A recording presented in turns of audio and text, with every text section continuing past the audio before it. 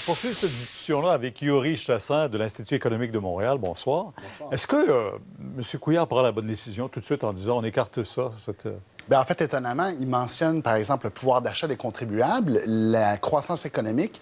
Justement, baisser les impôts, ça stimule la croissance économique et ça augmente le pouvoir d'achat des familles québécoises. C'est clair. Donc, ça serait, au contraire, une bonne solution. Parce qu'on dit toujours que ceux qui paient le plus d'impôts peuvent s'offrir davantage de produits luxueux, donc pourraient payer davantage aussi en taxes. Ou même la classe moyenne, parce qu'on réalise que, dans le fond, pour boucler les fins de mois, parfois, quand on paie des 5, 6, 10 000 d'impôts par année, bien évidemment, c'est une grosse part du revenu, finalement, qui part dans les poches de Québec. Et on a l'impression que quand on achète quelque chose, on a au moins une satisfaction, ce qui n'est pas le cas avec Absolument. les impôts. On paie des taxes, mais pour quelque chose de concret.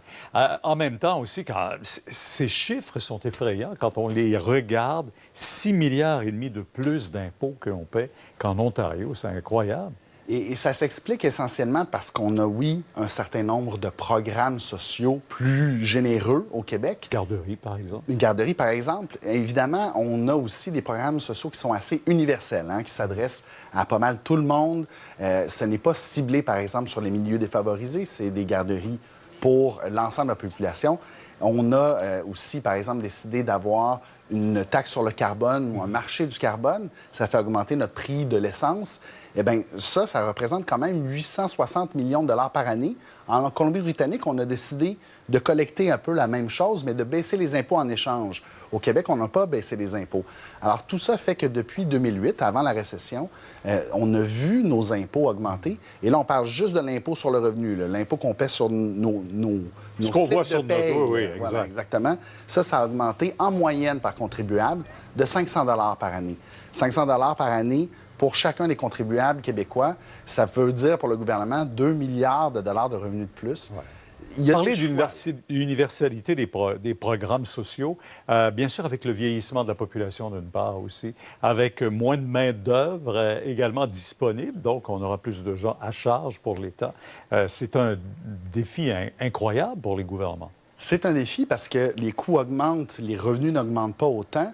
Et en même temps, justement, quand on encourage, parce qu'on baisse les impôts, par exemple, on encourage le travail, on encourage finalement une activité qui est créatrice de richesse.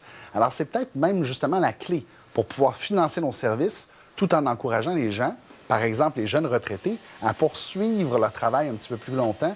C'est moins intéressant de continuer à travailler quand on a l'impression qu'une grande partie de notre revenu s'en va en impôts. On a vu du côté d'Ottawa, M. Trudeau n'a pas hésité le dernier budget. On a augmenté sensiblement et même considérablement, diront certains, de la classe supérieure, les impôts des particuliers. Alors, c'est contre-discours. En baissant, par contre, l'impôt des classes moyennes. La classe moyenne. Donc, on cherche à avoir un équilibre. Et je pense que M. Godbout a cette proposition intéressante de dire qu'il serait possible d'avoir les mêmes revenus pour le gouvernement, mais justement, en augmentant un peu les taxes de vente, en diminuant les impôts, on arrive à avoir un meilleur calibrage. Donc, le niveau ne change pas, mais on stimule l'activité économique parce que l'impôt sur le revenu, c'est ce qui est plus néfaste pour l'activité économique du Québec. Clairement, il y a là une solution intéressante.